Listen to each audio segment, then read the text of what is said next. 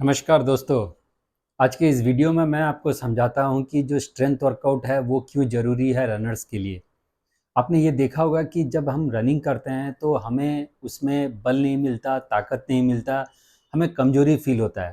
हम रनिंग तो फास्ट करना चाहते हैं, अच्छी तरीके से करना चाहते हैं, बट हमारा बॉडी सपोर्ट नहीं देता।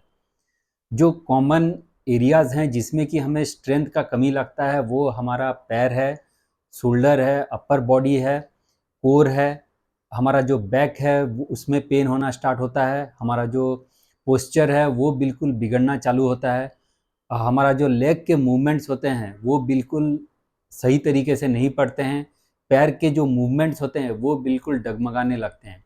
ये जितने भी मैंने आपको सिम्टम्स बताए दोस्तों वो इसलिए है कि आपका जो पैरों में और बॉडी में स्ट्रेंथ की कमी होता है।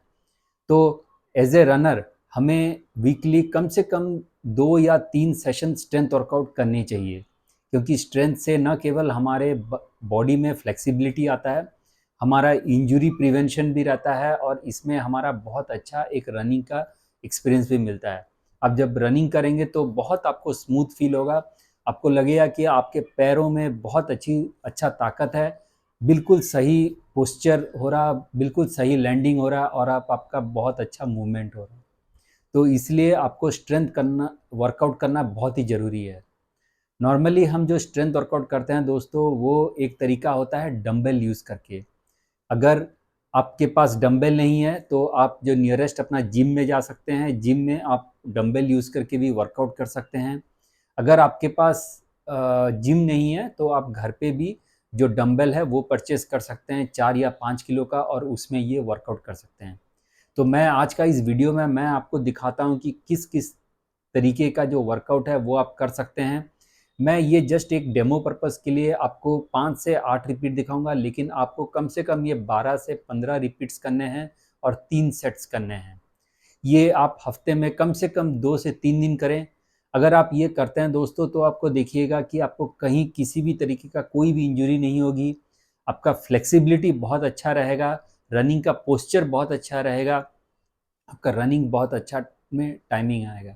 तो आप ये वीडियो देखिए और समझिए किस तरीके का डंबल वर्कआउट्स होते हैं। तो चलिए दोस्तों, आज मैं आपको दिखाता हूँ कि आप डंबल यूज़ करके किस किस तरीके के वर्कआउट कर सकते हैं।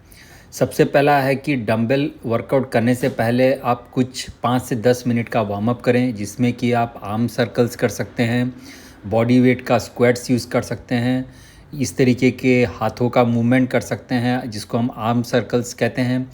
आप कुछ शोल्डर रोल्स कर सकते हैं, फ्रंट साइड में, बैक साइड में, रिवर्स में कर सकते हैं, ताकि आपका बिल्कुल जो जॉइंट्स हैं ये सारे रेडी हों वर्कआउट के लिए। आप जो डंबल है ये ज़्यादा वेट का ना लें, यही कोई अपने बॉडी के हिसाब से मेरा जैसे बॉडी वेट अराउंड 68-70 है, तो मैं यही कोई 5 किलो का डंबल वेट यूज़ करके वर्कआउट कर रहा हूँ।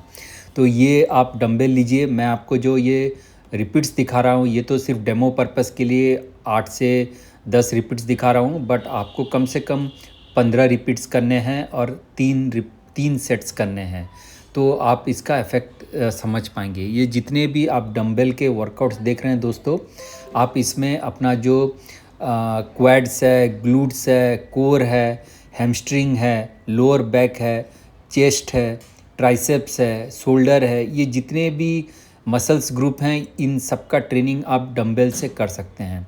ये आप देख सकते हैं जितने भी मैं वर्कआउट्स आपको दिखा रहा हूँ, आप एक डंबल होल्ड करके भी वर्कआउट कर सकते हैं, 2 डंबल को यूज़ करके भी कर सकते हैं। जितने भी आपके बिगर मसल्स हैं, स्मॉलर मसल्स हैं, ये सबको आप ट्रेनिंग कर सकते हैं।